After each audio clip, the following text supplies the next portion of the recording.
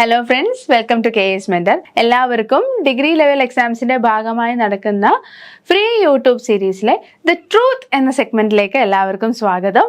ഇതിൽ നമ്മൾ കുറച്ചധികം കാര്യങ്ങൾ, കുറച്ചധികം സത്യാവസ്ഥകൾ, സിലബസിലെ കുറച്ച് സത്യാവസ്ഥകൾ, നിങ്ങൾ അറിയേണ്ടുന്ന സത്യാവസ്ഥകൾ, എസ്പെഷ്യലി ഇന്ന് നമ്മൾ ഡിസ്കസ് ചെയ്യാൻ പോകുന്നത് ജോഗ്രഫി എന്ന സബ്ജക്റ്റിലെ നിങ്ങൾ അറിയാതെ പോയ അല്ലെങ്കിൽ നിങ്ങൾ അറിയേണ്ടതായ സത്യങ്ങളാണ് നമ്മളിവിടെ ഡീകോഡ് ചെയ്യുന്നത്. നിർബന്ധമായിട്ടും ഇത്തവണ നടക്കാൻ പോകുന്ന LSTS, SI, എക്സൈസ് പോലെ അത്തരത്തിലുള്ള എക്സാംസ് എഴുതുന്ന എല്ലാവരും ഈ വീഡിയോ മുഴുവനായി കാണാൻ ശ്രമിക്കുക. നിങ്ങൾക്ക് ഏറ്റവും കൂടുതൽ ബെനിഫിറ്റ് കിട്ടുന്ന ഒരു സീരീസ് ആയിരിക്കും ഇത്. ഈ ഒരു സെഗ്മെന്റിൽ നിങ്ങൾക്ക് നമ്മൾ കഴിഞ്ഞ പ്രിലിംസ് ക്വസ്റ്റ്യൻ പേപ്പറിന്റെ ഒരു അനാലിസിസും പ്രസന്റ് ചെയ്യുന്നുണ്ട്. സോ നമുക്ക് സെഷനിലേക്ക് കടക്കാം. സോ നമുക്ക് ആദ്യം മനസ്സിലാക്കേണ്ടത് എന്താണ്, ജോഗ്രഫി എന്നുള്ള സബ്ജക്റ്റ് എല്ലാ എക്സാംസിനും ഉണ്ടോ, അതിന്റെ വെയിറ്റേജ് എന്താണ്, എത്ര മാർക്കിനാണ് ചോദ്യങ്ങൾ വരിക, ഈ ഒരു കാര്യം എന്തായാലും നമ്മൾ ആദ്യത്തെ ഒരു പെർസ്പെക്റ്റീവ് എന്നുള്ള നിലയ്ക്ക് അറിഞ്ഞിരിക്കേണ്ടതുണ്ട്. ഓക്കെ, സോ ഫസ്റ്റ് ആയിട്ട് നമുക്ക് അറിയേണ്ടത് പ്രിലിംസ് എക്സാമിനും, അതായത് കോമൺ ഡിഗ്രി പ്രിലിംസ് എന്ന് പറയുന്ന സെഗ്മെന്റിൽ ജോഗ്രഫി ഉണ്ടോ, ഉണ്ടെങ്കിൽ തന്നെ എത്ര മാർക്കാണ്. അതുപോലെ മെയിൻസ് എക്സാം, ഇപ്പൊ LSTS മെയിൻസ് ഉണ്ട്, SI മെയിൻസ് ഉണ്ട്, എക്സൈസ് മെയിൻസ് ഉണ്ട്, and Kerala bank assistant manager, ഈ ഒരു പോസ്റ്റിലെ പ്രിലിംസ് മെയിൻസ്, ഈ സെഗ്മെന്റിലും ജോഗ്രഫി ഉണ്ടോ എന്നും കൂടെ നമുക്ക് അറിയേണ്ടതുണ്ട്. സോ ഇവിടെ നോക്കുകയാണെങ്കിൽ നിങ്ങൾക്ക് കാണാം, നമ്മുടെ കോമൺ ഡിഗ്രി പ്രിലിംസിൽ ജോഗ്രഫി 5 മാർക്കിനാണ് ചോദിക്കുന്നത്. എത്ര മാർക്കിനാണ്? 5 മാർക്കിനാണ് ചോദിക്കുന്നത്. നമുക്ക് ഓരോ മാർക്കും കട്ട് ഓഫിലേക്കുള്ള എന്താണ്, ചവിട്ടുപടിയാണ്. സോ 5 മാർക്ക് ഒരിക്കലും നിസ്സാരമായി കാണാൻ പറ്റുന്ന ഒന്നല്ല.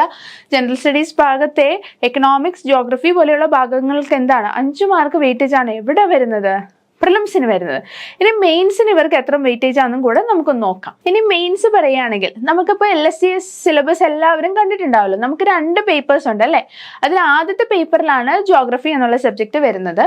ഇവിടെ നോട്ട് ചെയ്യേണ്ട കാര്യം, ഈ ജോഗ്രഫി എന്നുള്ള സബ്ജക്റ്റിന് 10 മാർക്കാണ് വെയിറ്റേജ്. 10 മാർക്ക് വളരെയധികം വെയിറ്റേജ് ഉള്ള ഒരു സബ്ജക്റ്റ് എന്നുള്ള നിലയിൽ എന്താണ് ജോഗ്രഫി LSTS എന്ന മെയിൻസ് പേപ്പർ 1 കടന്നിരിക്കുന്നത്. സോ അത്രയും ഇമ്പോർട്ടൻസ് എന്താണ് ഈ സബ്ജക്റ്റിനുണ്ട്. ഇനി ഇവിടെ നോക്കുകയാണെങ്കിലോ, കേരള ബാങ്ക് അസിസ്റ്റന്റ് മാനേജർ എക്സാമിന്റെ മെയിൻസ്, അവിടെയും ജോഗ്രഫി എത്ര മാർക്കിനാണ്? 5 മാർക്കിനാണ് കേരള ബാങ്ക് അസിസ്റ്റന്റ് മാനേജറിന്റെ എക്സാമിന് എന്താണ് ജോഗ്രഫി ഉള്ളത്.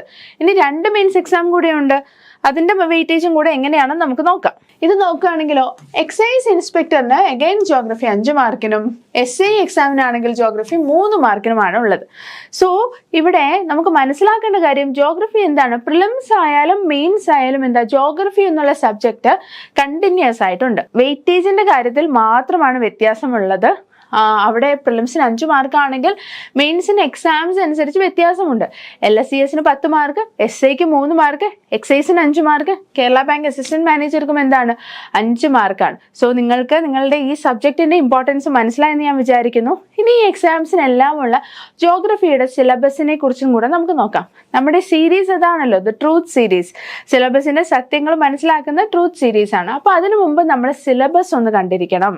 എന്താണ് സിലബസിൽ, ഏതൊക്കെ ഭാഗങ്ങളാണ് ജോഗ്രഫിയിൽ പറഞ്ഞിരിക്കുന്നത്, അതും കൂടെ നിങ്ങളൊന്ന് അറിഞ്ഞിരിക്കേണ്ടതുണ്ട്. സോ മെയിൻലി നിങ്ങൾ നോക്കുകയാണെങ്കിൽ ഏകദേശം മിക്ക എക്സാംസിന്, ഇപ്പോൾ ഡിഗ്രി ലെവൽ പ്രിലിംസിനായാലും നമ്മൾ പല മെയിൻസ് എക്സാം കണ്ടു അല്ലേ, അതിനായാലും ഒക്കെ എന്താണ് ജോഗ്രഫിയുടെ ഈ ഒരു സിലബസ് സെയിം ആണ്. അത് പ്രത്യേകം നിങ്ങൾ നോട്ട് ചെയ്യേണ്ടതാണ്. നിങ്ങൾക്ക് പ്രിലിംസിന് സ്പെഷ്യലായിട്ട് വേറൊരു സിലബസോ മെയിൻസിന് സ്പെഷ്യലായിട്ട് വേറൊരു സിലബസോ അല്ല. ഫോർച്ചുനേറ്റ്ലി നമുക്ക് എന്താണ് ഒറ്റ സിലബസ് ആണ്. Only difference where happening is ഇതിൻ്റെ ഒരു വെയിറ്റേജിലാണ്, ക്വസ്റ്റ്യൻസ് വരുന്ന വെയിറ്റേജിലാണ് നമുക്ക് വ്യത്യാസം വരുന്നത്. പിന്നെ ചോദ്യങ്ങൾ ചോദിക്കുന്ന ഡെപ്തിലാണ് വ്യത്യാസം വരിക. പ്രിലിംസിന് ഇത്രയും കൂടെ ഈസി മെത്തേഡിലായിരിക്കും ക്വസ്റ്റ്യൻസ് വരിക.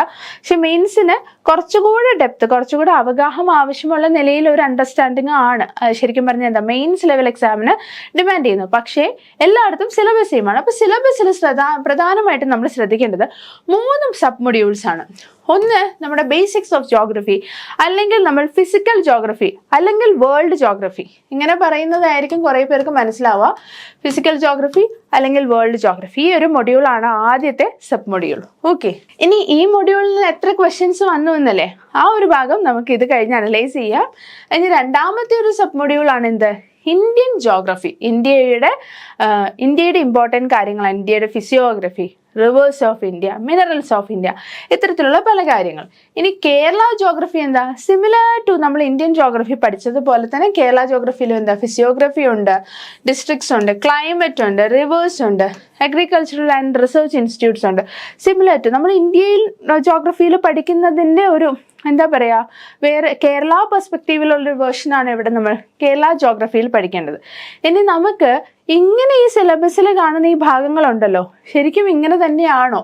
ഈ എർത്ത് സ്ട്രക്ചർ എന്ന് പറഞ്ഞാൽ ഈ ഒരു ഒറ്റ വാക്കിൻ്റെ ഇടയ്ക്ക് എന്തൊക്കെ കാര്യങ്ങൾ സബ് ടോപ്പിക്സ് ആയിട്ട് വരുന്നുണ്ട്, അല്ലെങ്കിൽ അതിൻ്റെ താഴെ എന്തൊക്കെ പഠിക്കണം? ഈ എർത്ത് സ്ട്രക്ചർ എന്നുള്ളത് കൊണ്ട് ഒറ്റ വാക്കിൽ നമുക്ക് പഠിക്കാൻ പറ്റുന്നതാണോ? ഇങ്ങനെയല്ല, അതിന് കൃത്യമായ സബ് ഡിവിഷൻസ് ഉണ്ട്. അപ്പോൾ ബേസിക്സ് ഓഫ് ജോഗ്രഫിയിലെ ഒരു സബ് ഡിവിഷൻ്റെ സ്ട്രക്ചർ ഞാൻ നിങ്ങൾക്ക് കാണിച്ചു തരാം. ഇവിടുത്തെ ക്ലാസ് ആണെങ്കിലും ഇതിലെ ഓരോ ടോപ്പിക്സ്, അതായത് ഈ ഓരോ കീവേഡ് എങ്ങനെയാണ് നമ്മൾ ബ്രേക്ക് ഡൗൺ ചെയ്യുന്നതെന്നും അതിൽ നിന്ന് ക്വസ്റ്റ്യൻസ് എങ്ങനെയാണ് വന്നിട്ടുള്ളതെന്നും നമ്മൾക്ക് നോക്കാം. അപ്പോൾ ഇതാണ് നമ്മൾ പറഞ്ഞ sub modules: world geography, Indian geography, Kerala geography. അപ്പോൾ നമുക്ക് basics of geography, world geography ഒന്ന് ഡിസെക്ട് ചെയ്ത് നോക്കാം. ആദ്യത്തെ കാര്യമാണ് തികച്ചും പറയേണ്ടത്, ഒന്ന് നമ്മുടെ ബേസിക്സ് ഓഫ് സോലാർ സിസ്റ്റം. നമ്മൾ വേൾഡ് ജോഗ്രഫിയുടെ ഭാഗമായിട്ട് ഇട്ടിരിക്കുകയാണ്. ഇത് ചില സമയത്ത് ജോഗ്രഫിയിലും ഭാഗത്തും ക്വസ്റ്റ്യൻസ് വരാറുണ്ട്, ചിലപ്പോൾ സയൻസ് ആൻഡ് ടെക്നോളജിയുടെ ഭാഗത്തും വരാറുണ്ട്. അപ്പോൾ ജോഗ്രഫിയുടെ അടിസ്ഥാനപരമായ വിവരങ്ങൾ എന്നുള്ള നിലയ്ക്ക് നമ്മൾ ഇപ്പോൾ പ്ലാനറ്റ്സിൻ്റെ കാര്യമാണെങ്കിലും സണ്ണിൻ്റെ കാര്യങ്ങളാണെങ്കിലും ഒന്ന് മെൻഷൻ ചെയ്ത് പോകാറുണ്ട്. പിന്നെ നമ്മൾ പ്യുവറായിട്ട് ജോഗ്രഫി, എർത്ത് സ്ട്രക്ചർ എന്നുള്ളൊരു ഭാഗമൊക്കെ തുടങ്ങുന്നുണ്ടല്ലോ. അപ്പോൾ അതിന് മുന്നോടിയായി നമ്മൾ അറിഞ്ഞിരിക്കേണ്ട കാര്യങ്ങളുണ്ട്. ജോഗ്രഫിക്കൽ ഗ്രിഡ്, അതായത് ലോങ്ങിറ്റ്യൂഡ്, ലാറ്റിറ്റ്യൂഡ്, ഡേറ്റ് ലൈൻ, ഇത്തരത്തിലുള്ള കാര്യങ്ങളൊക്കെ ഉണ്ടല്ലോ. അതെല്ലാം എവിടെ വരും? നമ്മുടെ ജോഗ്രഫിക്കൽ ഗ്രിഡിൽ വരും. ഇനി മോഷൻസ് ഓഫ് എർത്ത് ആണെങ്കിലോ, റൊട്ടേഷൻ, റെവല്യൂഷൻ, അതുമായിട്ട് അസോസിയേറ്റ് ചെയ്യുന്ന ഫിനോമിന. ഇപ്പോൾ റൊട്ടേഷൻ എങ്ങനെയാണ് ഡേയും നൈറ്റും ഉണ്ടാക്കുന്നുണ്ടോ? റെവല്യൂഷൻ എങ്ങനെയാണ് സീസൺസ് ഉണ്ടാക്കുന്നുണ്ടോ? സൊളസ്റ്റിസ്, ഇക്വിനോക്സ്, ഇത്തരത്തിലുള്ള പല പ്രതിഭാസങ്ങളും എവിടെയാണ് മാപ്പ് ചെയ്യപ്പെടുന്നത്? മോഷൻസ് ഓഫ് എർത്തിലാണ്. ഇന്റീരിയർ ഓഫ് എർത്ത് എല്ലാവർക്കും അറിയാം എന്താണ്? നമ്മുടെ എർത്തിൻ്റെ പല ലെയേഴ്സ്, ഇപ്പോൾ ക്രസ്റ്റ് ഉണ്ട്, മാന്റിലുണ്ട്, കോറുണ്ട്, ഇതിൽ അടങ്ങിയിരിക്കുന്ന ഡിസ്കണ്ടിന്യൂറ്റീസ്, ഇത്രയും കാര്യങ്ങൾ എവിടെയുണ്ട്? ഇന്റീരിയർ ഓഫ് എർത്തിലുണ്ട്. തിയറീസ് ഓഫ് കോണ്ടിനെന്റ് ഫോർമേഷൻ, നമ്മൾ പഠിച്ച continental drift theory, convectional current theory, sea floor spreading theory, plate tectonics theory, ഇങ്ങനെ 4 മേജർ തിയറീസും അതുമോട് അനുബന്ധിച്ച് നമ്മൾ അറിഞ്ഞിരിക്കേണ്ട ഒരുപാട് കാര്യങ്ങളുണ്ട്. കൺവേർജൻസ്, ഡൈവേർജൻസ്, ഈ ഭാഗത്തു നിന്നൊക്കെയാണ് ശരിക്കും പറഞ്ഞാൽ ഹിമാലയാസ് ഒരു അഗ്നിപർവ്വതമോ അല്ലെങ്കിൽ ഹിമാലയാസ് വോൾക്കാനിക് ആണോ എന്നുള്ള ക്വസ്റ്റ്യൻസിനൊക്കെ എന്താണ് ഉത്തരം കിട്ടുന്ന ഏറ്റവും ഇൻട്രസ്റ്റിംഗ് ആയിട്ടുള്ളൊരു ഏരിയ കൂടിയാണ് എന്ത്? നമ്മുടെ തിയറീസ് ഓഫ് കോണ്ടിനെന്റ് ഫോർമേഷൻ. പിന്നെ എർത്തിൻ്റെ മൂവ്മെൻറ്റ്, ഇപ്പോൾ എർത്ത് ക്വേക്ക്, വോൾക്കാനിസം, പിന്നെ റോക്സ്, വളരെ ഇമ്പോർട്ടൻ്റ് ആയിട്ടുള്ളൊരു ഏരിയ ആണ്. റോക്കിൽ നിന്നും ടൈപ്സ് ഓഫ് റോക്ക്, ഇപ്പം നമ്മൾ പറഞ്ഞു ഇഗ്നിയസ് റോക്ക് ഉണ്ട്, സെഡിമെൻ്ററി റോക്ക് ഉണ്ട്, അങ്ങനെ പല റോക്സ്. ഓക്കെ, ഈ പാർട്ടിൽ നിന്ന് വന്ന പ്രീവിയസ് ഇയർ ക്വസ്റ്റ്യൻസിൻ്റെ അനാലിസിസ് നമ്മൾ ഗെയിം ഓഫ് PYQ എന്നുള്ള സെക്ഷനിൽ അനലൈസ് ചെയ്തിട്ടുണ്ട്. അതിൽ ഇഗ്നിയസ് റോക്ക് എന്നുള്ളൊരു സെക്ഷനിൽ നിന്ന് വന്ന ക്വസ്റ്റ്യൻസ് നമ്മൾ കൃത്യമായി ഡീറ്റെയിൽ ആയി വീഡിയോ ചെയ്തിട്ടുണ്ട്. സോ പോയി കാണുക. റോക്ക് സൈക്കിളിനെ കുറിച്ചും ജിയോമോർഫിക് പ്രോസസ്, എല്ലാവരും ഈ വാക്ക് ചിലർ കേട്ടിട്ട് തന്നെ ഉണ്ടാവില്ല. പക്ഷേ അതിലെന്താണ്, നമുക്ക് ആ എർത്ത് സ്ട്രക്ചർ എന്ന് പറഞ്ഞ ആ ഒരു വലിയൊരു ഭാഗത്തെ ഇങ്ങനെ നമ്മൾ സബ്ഡിവൈഡ് ചെയ്ത് ഓരോ ലാൻഡ് ഫോംസ് ഉണ്ടാവുന്നു. എർത്ത് സ്ട്രക്ചർ കഴിഞ്ഞാൽ അടുത്ത ടോപ്പിക്ക് നമുക്ക് സിലബസിൽ എന്തായിരുന്നു? ലാൻഡ് ഫോമും റോക്കും ഒക്കെ ആയിരുന്നു. അപ്പോൾ അതിലേക്ക് എത്തുന്നത് എങ്ങനെയാണ്? ഈ പ്രോസസ്സുകളിലൂടെയാണ്. ഇതിലാണ് നമ്മൾ എൻഡോജനിക് പ്രോസസ്, എക്സോജനിക് പ്രോസസ്, അത്തരത്തിലുള്ള കാര്യങ്ങളൊക്കെ നമ്മൾ പഠിക്കുന്നത്. പിന്നെ മേജർ ലാൻഡ് ഫോംസ്, നമുക്ക് ഒരുപാട് ക്വസ്റ്റ്യൻസ് വന്നിട്ടുള്ളൊരു ഏരിയ ആണ്. ഡിപ്പോസിഷണൽ ലാൻഡ് ഫോംസ് ഉണ്ട്, ഇറോഷണൽ ലാൻഡ് ഫോംസ് ഉണ്ട്, ഇപ്പോൾ അത് തന്നെ റിവേഴ്സ് ഉണ്ടാക്കുന്ന ലാൻഡ് ഫോംസ് ഉണ്ട്, വേവ്സ് ഉണ്ടാക്കുന്ന ലാൻഡ് ഫോംസ് ഉണ്ട്. അപ്പോൾ അത്തരത്തിലുള്ള ഭാഗങ്ങളും എന്താണ് ഈ ഒരു ലാൻഡ് ഫോം സെക്ഷനിലുണ്ട്. ഏകദേശം ഇത്രയും ഭാഗം കഴിയുമ്പോൾ എന്താ, നമ്മുടെ ഫിസിക്കൽ ജോഗ്രഫി അല്ലെങ്കിൽ ബേസിക് ജോഗ്രഫിയിലെ ഏത് പാർട്ടാണ് കഴിയുക? ജിയോമോർഫോളജി പാർട്ടാണ് ഏകദേശം ഇവിടെ വെച്ച് കഴിയാറ്. ജിയോമോർഫോളജി ശരിക്കും പറഞ്ഞാൽ ഫിസിക്കൽ ജോഗ്രഫിയിൽ നിങ്ങൾക്ക് ജിയോമോർഫോളജി പാർട്ടുണ്ട്, ക്ലൈമറ്റോളജി പാർട്ടുണ്ട്, പിന്നെ ഓഷ്യനോഗ്രഫി പാർട്ടുണ്ട്. ഓക്കെ, ഈ 3 സെഗ്മെന്റ് കൂടാതെയാണ് നമ്മൾ പിന്നെ എന്താണ് geographical information system, remote sensing എന്ന് പറഞ്ഞ കുറച്ച് ജനറൽ ടോപ്പിക്സും ഉണ്ട്. ഇതിലേക്ക് മാപ്പ് ചെയ്യാം. പക്ഷെ പ്രധാനമായിട്ട് നമ്മൾ ഫിസിക്കൽ ജോഗ്രഫി ഐഡന്റിഫൈ ചെയ്യുന്നത് ഈ 3 മൊഡ്യൂളുകളായിട്ടാണ്. അതിൽ ജിയോമോർഫോളജി പാർട്ടിന്റെ ഒരു സബ് ഡിവിഷനാണ് ഞാൻ നിങ്ങൾക്ക് കാണിച്ചു തന്നത്. ഇനി നമ്മൾക്ക് ക്ലൈമറ്റോളജി, ഇപ്പോൾ ഇപ്പൊ ജിയോമോർഫോളജിയിൽ നിങ്ങൾക്ക് മനസ്സിലായിട്ടുണ്ടാവുമല്ലോ എന്തോരം ടോപ്പിക്സ് ആണ് അതിന്റെ താഴെ വന്നിരിക്കുന്നതെന്ന്. ഇനി ക്ലൈമറ്റോളജിയിൽ നോക്കിക്കോളുക. അറ്റ്മോസ്ഫിയറിന്റെ കോമ്പസിഷൻ, നമ്മൾ ഈ കാണുന്ന അന്തരീക്ഷത്തിൽ എന്തൊക്കെയുണ്ട്, അതിന്റെ പെർസെൻറ്റേജ് എത്രയാണ്, ലെയേഴ്സ് ഓഫ് അറ്റ്മോസ്ഫിയർ നമുക്ക് എല്ലാവർക്കും അറിയായിരിക്കുമല്ലോ. പലതരത്തിൽ ലെയേഴ്സ് ഉണ്ട്. Troposphere, mesosphere, stratosphere. ഇതിൻ്റെയൊക്കെ പ്രത്യേകതകൾ എന്താണ്?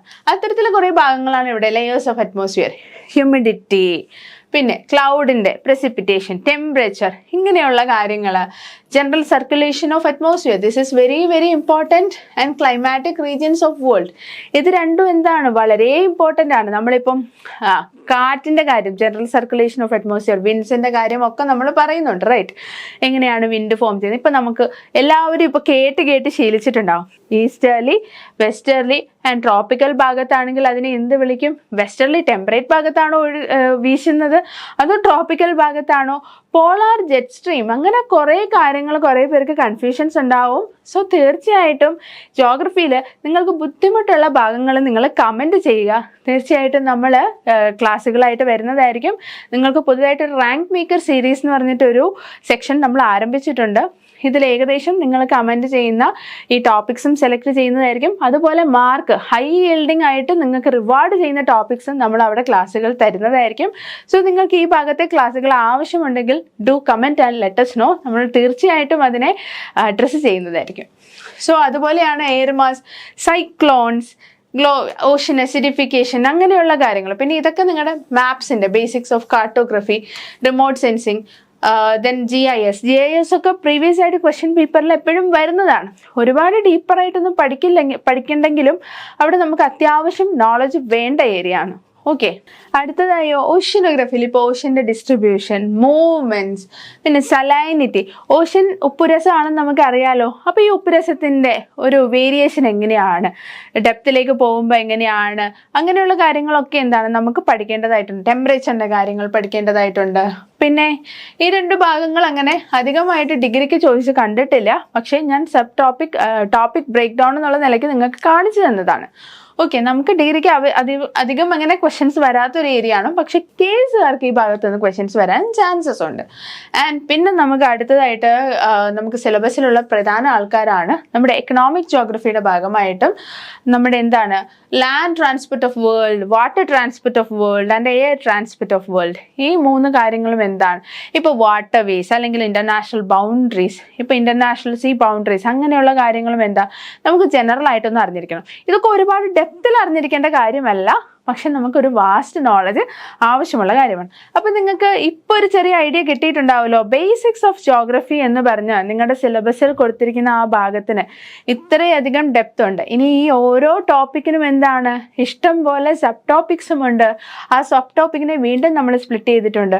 സോ ഇത്തരത്തിൽ മൈക്രോ മൊഡ്യൂൾസ് ആയിട്ടാണ് നമ്മളിവിടെ ഓരോ ക്ലാസ്സുകളും മുമ്പോട്ട് പോകുന്നത്. ഇനി ഒരു ഭാഗങ്ങളും നിങ്ങൾക്ക് മിസ് ചെയ്യാതിരിക്കാൻ വേണ്ടി അത്രയും സയൻറ്റിഫിക് ആയിട്ട് തന്നെയാണ് ക്ലാസ്സുകൾ മുമ്പോട്ട് പോകുന്നതും. എക്സാംസിന് ക്രാക്ക് ചെയ്യാൻ ഒരു ബുദ്ധിമുട്ടും നിങ്ങൾ ഫേസ് ചെയ്യുകയില്ല. ക്വസ്റ്റ്യൻസ് ഏത് ഭാഗത്തു നിന്നാണ് വന്നത് എന്ന് നമ്മൾ കൃത്യമായി മാപ്പ് ചെയ്തിട്ടുണ്ട്. സോ അത്തരത്തിലുള്ള അനാലിസിസ് കൂടെ ഞാൻ നിങ്ങൾക്ക് ഷെയർ ചെയ്യാം. So this is very very very important. ഈ ഒരു അനാലിസിസ് ആണ് സത്യം പറഞ്ഞാൽ നിങ്ങളുടെ സിലബസിലെ സത്യങ്ങൾ, ദ ട്രൂത്ത്, നിങ്ങൾക്ക് ആ റെവലേഷൻ കിട്ടുന്ന ഒരു പ്രൈം ഏരിയ ആണിത്. അപ്പം നമുക്ക് നോക്കാം. ഞാൻ പറഞ്ഞു 8 previous year question paper, degree പ്രിലിംസിൻ്റെ 8 ക്വസ്റ്റ്യൻ പേപ്പറാണ് നമ്മളിവിടെ അനലൈസ് ചെയ്തിരിക്കുന്നത്. 75/21, 96/21, 101/22 തുടങ്ങി 47/23 വരെയുള്ള ക്വസ്റ്റ്യൻ പേപ്പേഴ്സ് ആണ് നമ്മൾ അനലൈസ് ചെയ്തു. പ്രിലിംസിൻ്റെ ക്വസ്റ്റ്യൻ പേപ്പർ. ഇത്തരത്തിൽ മെയിൻസിൻ്റെ ക്വസ്റ്റ്യൻ പേപ്പറിൻ്റെ അനാലിസിസും നിങ്ങൾക്ക് കാണാൻ ആഗ്രഹമുണ്ടെങ്കിൽ തീർച്ചയായിട്ടും കമൻറ്റ് ചെയ്യുക. അങ്ങനെ ഒരു സീരീസുമായിട്ട് നമ്മൾ ഉടനെ വരുന്നതായിരിക്കും. ഡിഗ്രി ലെവൽ മെയിൻസിൻ്റെ അനാലിസിസും നിങ്ങൾക്ക് ആവശ്യമുണ്ടെങ്കിൽ. അപ്പോൾ നമ്മൾ ലിസ്റ്റ് ചെയ്തപ്പോൾ ഇത്രയും ടോപ്പിക്സ് ആണ് പ്രധാനമായിട്ട് നമ്മൾ ഐഡൻറ്റിഫൈ ചെയ്തത്. നമ്മൾ ആ സിലബസ് കണ്ടല്ലോ, അതിൽ നിന്ന് റിപ്പീറ്റഡ് ആയിട്ട് ക്വസ്റ്റ്യൻസ് വന്ന ഏരിയ ആണ് എന്ത്? ഈ 21 ഭാഗത്തു നിന്നാണ് കഴിഞ്ഞ 8 ഡിഗ്രി പ്രിലിംസിൽ എന്താ ക്വസ്റ്റ്യൻസ് വന്നിരിക്കുന്നത്. അതിൽ ഏറ്റവും കൂടുതൽ ക്വസ്റ്റ്യൻ വന്ന ഒരു ഏരിയ ആണ് പ്രഷർ ബെൽറ്റ് ആൻഡ് വിൻഡ്. നമ്മൾ നേരത്തെ ജനറൽ സർക്കുലേഷൻ ഓഫ് അറ്റ്മോസ്ഫിയറിൻ്റെ കാര്യം പറഞ്ഞില്ലേ, അതിൽ നമ്മൾ വിൻസിൻ്റെ കാര്യം പറഞ്ഞു, ഈസ്റ്റർലി, വെസ്റ്റർലി. പ്രഷർ ബെൽറ്റ്, നമ്മൾ ഡോൾഡ്രം, നമ്മൾ ഇക്വറ്റോറിയൽ ലോ പ്രഷർ ബെൽറ്റ്, അല്ലെങ്കിൽ എന്താ നമ്മൾ പിന്നെ ഹൈ പ്രഷർ ബെൽറ്റ്സ് എവിടെയാണ്, sub tropical high pressure belt, ഇത്തരത്തിലുള്ള ആ ഒരു ഭാഗത്തു നിന്നാണ് എന്ത് ഏകദേശം 7 ക്വസ്റ്റ്യൻസ് ആണ് 8 പേപ്പറിൽ നിന്ന് ചോദിച്ചിരിക്കുന്നത്. മിക്ക വർഷവും എന്താണ് ഒരു ക്വസ്റ്റ്യൻ വെച്ച് ഡെഫിനറ്റ് ആയിട്ട് കിട്ടും. 101/22 മാത്രമാണ് ആ ഭാഗത്തു നിന്ന് ക്വസ്റ്റ്യൻ വരാഞ്ഞത്. പക്ഷേ ബാക്കി എല്ലാ വർഷവും ക്വസ്റ്റ്യൻസ് ഉണ്ട്. Very very very important high yielding area ആണ് ഇത് പ്രഷർ ബെൽറ്റ് ആൻഡ് വിൻഡ്. അടുത്തതായിട്ട് ഇന്ത്യൻ ഫിസിയോഗ്രഫി ഇതുപോലെ ഹൈ ആയിട്ട് yielding ആയിട്ടുള്ള കാര്യമാണ്. ഹിമാലയാസ്, പ്ലേറ്റോസ്, നമ്മുടെ ഡെക്കൻ പ്ലേറ്റോ അല്ലെങ്കിൽ പെനിൻസുലാർ പ്ലേറ്റോ, പിന്നെ നമ്മുടെ ഗ്രേറ്റ് പ്ലെയിൻസ്, ഈ ഐലൻഡ് ഗ്രൂപ്പ്സ്, ഇങ്ങനെ ഇന്ത്യൻ ഫിസിയോഗ്രഫി ആയിട്ട് അസോസിയേറ്റ് ചെയ്തിട്ട് എന്താണ് ഇഷ്ടം പോലെ ക്വസ്റ്റ്യൻസ് വന്നിട്ടുണ്ട്. ഏകദേശം 6 ക്വസ്റ്റ്യൻസ് ആണ് വന്നിട്ടുള്ളത്. അതിൽ നിങ്ങൾക്ക് നോക്കാം 75/21 തന്നെ 2 ക്വസ്റ്റ്യൻസ്, ഒരു പേപ്പറിൽ തന്നെ 2 ക്വസ്റ്റ്യൻസ് എവിടെ വന്നിട്ടുണ്ട്, ഇന്ത്യൻ ഫിസിയോഗ്രഫിയുടെ പാർട്ടിൽ വന്നിട്ടുണ്ട്. അതുപോലെ തന്നെ കണ്ടോ വേറെയും ക്വസ്റ്റ്യൻ പേപ്പറിൽ ഇഷ്ടം പോലെ ക്വസ്റ്റ്യൻസ് വന്നിട്ടുണ്ട്. അടുത്തതായിട്ടാണ് ടെമ്പറേച്ചറിൻ്റെ ഭാഗത്തുനിന്ന് ടെമ്പറേച്ചറിൻ്റെ ഡിസ്ട്രിബ്യൂഷൻ അനുസരിച്ചിട്ട് എങ്ങനെയാണ് ടെമ്പറേച്ചർ വേരി ചെയ്യുന്നത്, ആ ഭാഗത്തു നിന്ന് ക്വസ്റ്റ്യൻ വന്നിട്ടുണ്ട്. ജോഗ്രഫിക്കൽ ഇൻഫർമേഷൻ സിസ്റ്റം, അതിൽ നിന്നും ക്വസ്റ്റ്യൻ വന്നിട്ടുണ്ട്. ഒരു ക്വസ്റ്റ്യൻ ആണ് ചോദിച്ചിട്ടുള്ളത്, 21 ചോദിച്ചിട്ടുള്ളത്. പിന്നെ റീസെൻ്റ് ആയിട്ട് നടന്ന മറ്റൊരു പരീക്ഷയിലും ക്വസ്റ്റ്യൻ ചോദിച്ചിട്ടുണ്ട്. അത് മെയിൻസ് പേപ്പറിലായിരുന്നു. അതിൻ്റെ അനാലിസിസ് ആണ് ഞാൻ പറഞ്ഞത്. നിങ്ങൾക്ക് കാണാൻ ആഗ്രഹമുണ്ടെങ്കിൽ തീർച്ചയായിട്ടും പറഞ്ഞാൽ മതി. ഇനി അടുത്ത ഒരു ഭാഗമാണ് atmosphere. This is also A very high yielding area. ഏകദേശം 3 ക്വസ്റ്റ്യൻസ് വന്നിട്ടുണ്ട് 8 പേപ്പറിൽ. എന്താ ആകെ 3 വർഷത്തെ പ്രിലിംസ് പേപ്പർ മാത്രമേ നമ്മൾ എടുത്തിട്ടുള്ളൂ. അതിൽ നിന്ന് തന്നെ 3 ക്വസ്റ്റ്യൻസ് വന്നു. So atmosphere is another high yielding area. Reverse of Kerala, ഏകദേശം 3 ക്വസ്റ്റ്യൻസ് ആണ് വീണ്ടും വന്നിരിക്കുന്നത്. പെരിയാർ പോലെയുള്ള നദികളുടെ ട്രിബ്യൂട്ടറീസ്, അവർ ഒറിജിനേറ്റ് ചെയ്യുന്നത്, അവർ എൻഡ് ചെയ്യുന്നത്, ഇത്തരത്തിലുള്ള ഭാഗങ്ങളെ ചുറ്റിപ്പറ്റി തന്നെയാണ് എപ്പോഴും ക്വസ്റ്റ്യൻസ് വന്നിട്ടുള്ളത്. എർത്ത് സ്ട്രക്ചർ, ഈ ഭാഗം വെരി ഹൈ yielding ആണ്. നേരത്തെ പറഞ്ഞതുപോലെ തന്നെ ഏകദേശം 3 ക്വസ്റ്റ്യൻസ് ഉണ്ട്. ഫിസിക്കൽ ജോഗ്രഫിയുടെ ഭാഗമാണ്. ഈ എർത്ത് സ്ട്രക്ചറിൽ നിന്ന് തന്നെ ഓരോ ക്വസ്റ്റ്യൻസ് എവിടെ മാപ്പ് ചെയ്തു എന്നുള്ളതാണ് ഞാൻ നേരത്തെ സബ് ടോപ്പിക് ലെവലിൽ നിങ്ങൾക്ക് കാണിച്ചു തന്നിരുന്നല്ലോ. എത്രത്തോളം അതിൽ ഓരോ ഘടകങ്ങളുണ്ട് എന്ന് ഞാൻ കാണിച്ചു തന്നിരുന്നല്ലോ. സോ എർത്ത് സ്ട്രക്ചറിൽ നിന്ന് ഏകദേശം 3 ക്വസ്റ്റ്യൻസ് ഉണ്ട്.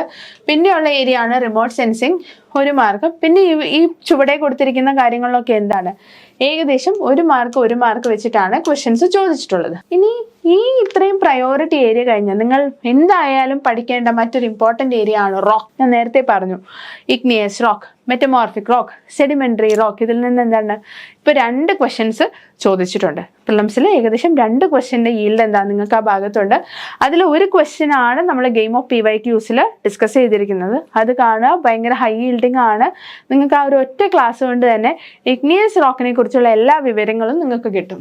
ഓക്കെ, പിന്നെ ലാൻഡ് ഫോംസിൻ്റെ ഭാഗമാണ്. അതും ഒരു ക്വസ്റ്റ്യൻ ആണ് ചോദിച്ചിട്ടുള്ളത്. പിന്നെ motions of earth, particular area, reverse of India, ഇതും ഹൈ yielding ഏരിയ ആണ്. മെയിൻസ് ഭാഗത്തുനിന്നും ഒരുപാട് ക്വസ്റ്റ്യൻസ് വരുന്ന ഒരു ഏരിയ ആണ്. ബാക്കി ഇത്രയും ഭാഗങ്ങളിൽ നിന്ന് വീണ്ടും എന്താണ് ഓരോ ക്വസ്റ്റ്യൻ വീതമാണ് ചോദിച്ചിരിക്കുന്നത്. So 8 degree level question paper analyse ചെയ്തപ്പോൾ നമുക്ക് 21 ഏരിയ കിട്ടി. ആ 21 ഏരിയയിൽ നിന്ന് നിങ്ങൾ ഏറ്റവും കൂടുതൽ ഫോക്കസ് കൊടുത്ത് പഠിക്കേണ്ട ഏരിയ എന്താണെന്ന് നിങ്ങൾക്കിപ്പോൾ മനസ്സിലായിട്ടുണ്ടാവുമല്ലോ. തീർച്ചയായിട്ടും pressure belt and wind, Indian physiography, atmosphere, reverse of Kerala, earth structure, rocks.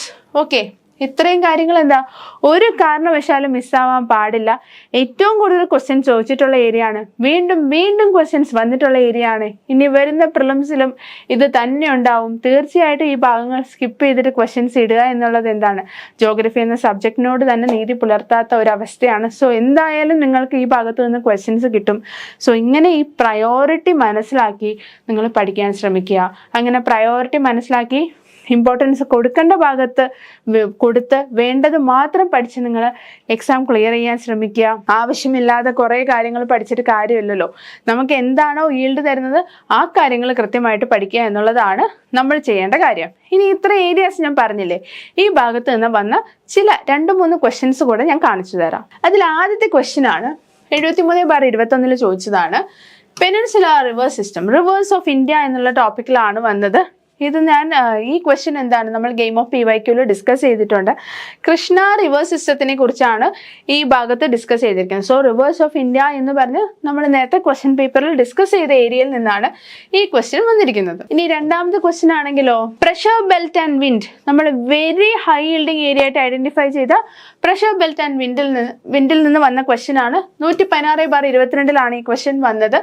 നേരത്തെ നമ്മൾ പറഞ്ഞു വെസ്റ്റർലി, സബ് ട്രോപ്പിക്കലോ അങ്ങനെയുള്ള കാര്യങ്ങളൊക്കെ ബേസ് ചെയ്തിട്ടുള്ള പ്രഷർ ബെൽറ്റ് ആൻഡ് വിൻഡിൽ നിന്നുള്ളൊരു ക്വസ്റ്റ്യൻ ആണ് ഇത്. 116/22 തന്നെ നമ്മൾ ഏകദേശം എന്താണ് നമ്മൾ നേരത്തെ പറഞ്ഞു, നമ്മുടെ ഏർത്തിന്റെ റൊട്ടേഷനും റെവല്യൂഷൻ്റെ ഒക്കെ കാര്യം പറഞ്ഞിരുന്നല്ലോ.